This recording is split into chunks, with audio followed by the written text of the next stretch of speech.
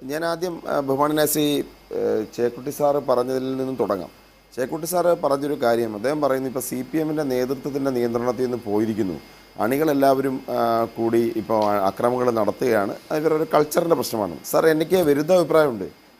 ഇതിവരുടെ നേതൃത്വം ആരാണ് നേതൃത്വം? ശ്രീ പിണറായി വിജയൻ, കോടിയേരി ബാലകൃഷ്ണൻ, കൊലക്കേസ് പ്രതികളായിരിക്കുന്ന എം എം മണി, അതോടൊപ്പം തന്നെ ക്രിമിനൽ പശ്ചാത്തലമുള്ള നിരവധി ആളുകൾ നേതൃത്വം കൊടുക്കുന്ന കേരളത്തിലെ ഏറ്റവും വലിയ ക്രിമിനൽ സംഘടനയാണ് സി പി എം. അതിലെ അവരുടെ നേതൃത്വം അറിഞ്ഞിട്ട് തന്നെയാണ് താഴെത്തട്ടിലുള്ള കൊലപാതകങ്ങൾ ഉൾപ്പെടെ നടക്കുന്നത്.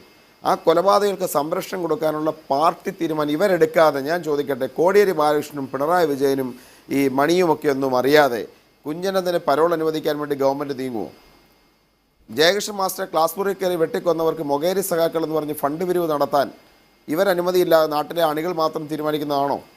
കൊടിസുനിയും കിർമാണിയും പിന്നെ ഷാഫിയെയും പോലെയുള്ളവർ പുറത്തിറങ്ങി നടക്കുന്നത് ഈ ബാലകൃഷ്ണൻ സഖാവ് അറിയാഞ്ഞിട്ടാണോ? ഷാഫിയെ പോലൊരുത്തൻ്റെ കല്യാണത്തിന് കെട്ടിപ്പിടിച്ച് നിൽക്കുന്ന ഷംസീറിൻ്റെ ചിത്രം നിങ്ങൾ കണ്ടില്ലേ? അപ്പോൾ ഈ നേതൃത്വമെല്ലാം പരിശുദ്ധന്മാരും ബാക്കി അണികളാണ് കുഴപ്പമെന്ന് പറഞ്ഞതിൽ അർത്ഥമില്ല. ഇതൊരു ക്രിമിനൽ സംഘമാണ്. പഴയ ഫാസിസ്റ്റ് രാഷ്ട്രീയ പ്രസ്ഥാനങ്ങളെക്കുറിച്ച് പറയും, പ്രൊപ്പഗണ്ടയ്ക്ക് കുറച്ച് ആളുകൾ, പ്രചരണം നടത്താൻ, ന്യായീകരിക്കാൻ, ഇപ്പുറത്ത് പാർട്ടിക്ക് വേണ്ടി പറയാൻ വേറെ കുറച്ച് ആളുകൾ, കൊല്ലാൻ വേണ്ടി വേറൊരാളുകൾ, അവരുടെ കേസുകളും അവർക്ക് സംരക്ഷണം നൽകാൻ വേറൊരു വിഭാഗം. ഒരു കില്ലിംഗ് മെഷീൻ. കേരളം ഭയപ്പെടേണ്ട ഒരു മരണയന്ത്രമാണ് ഈ പാർട്ടി എന്ന കാര്യത്തിൽ യാതൊരു സംശയവും വേണ്ട. അതുകൊണ്ട് സാർ ഉൾപ്പെടെയുള്ള നമ്മുടെ നാട്ടിലെ സാംസ്കാരിക സമൂഹത്തിന് അങ്ങനെ തെറ്റിദ്ധാരണയൊന്നും വേണ്ട. നാളെ എന്തായാലും ഇവർ ഒത്തിരി സെമിനാർ നടത്തും നാട്ടിലെ സാഹോദര്യം സംരക്ഷിക്കാൻ. അപ്പോൾ നമുക്കെല്ലാവർക്കും അവിടെ പോവാം.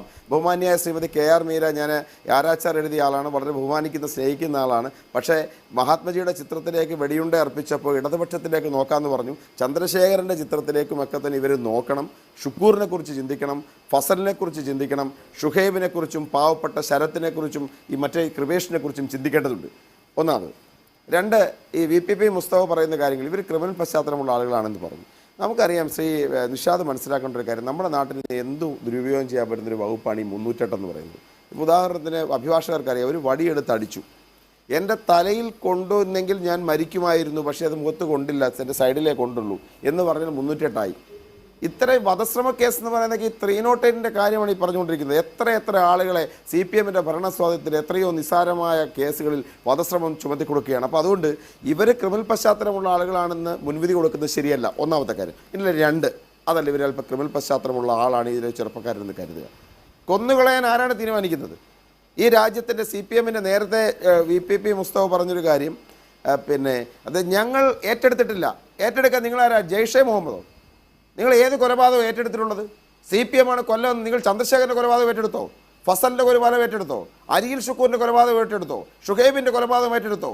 ലോകത്ത് ഏത് കൊലപാതകം? ചില ഭീകര സംഘടനകൾ കൊലപാതകത്തിന് ഉത്തരവാദിത്വം ഏറ്റെടുക്കുന്നുള്ള CPM ഏറ്റെടുക്കുമെന്നാണോ നിങ്ങൾ പറയുന്നത്? നിങ്ങളങ്ങനെ ഏറ്റെടുക്കില്ല, പക്ഷേ എല്ലാം നിങ്ങൾ തന്നെ ചെയ്യുന്നത്.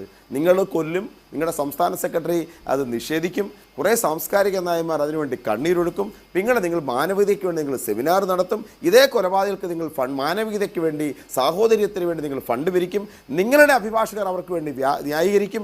അവർ ജയിലിൽ പോയാൽ നിങ്ങളുടെ ആളുകൾ ജയിലിൽ അവരുടെ മനുഷ്യാവകാശം സംരക്ഷിക്കാൻ അവിടെ ചെല്ലും, അവർക്ക് മൊബൈൽ ഫോൺ കൊണ്ടു കൊടുക്കും, പിന്നെ പരോട് കൊടുക്കും. നടുവേദന ആയതുകൊണ്ട് 70-ാം വയസ്സിലൊരു കൊടും ക്രിമിനലിനെ പുറത്തുവിടണമെന്ന് ഹൈക്കോടതിയിൽ വാദിക്കും. ഈ മരണയന്ത്രത്തിൻ്റെ കാവൽക്കാരാണ്.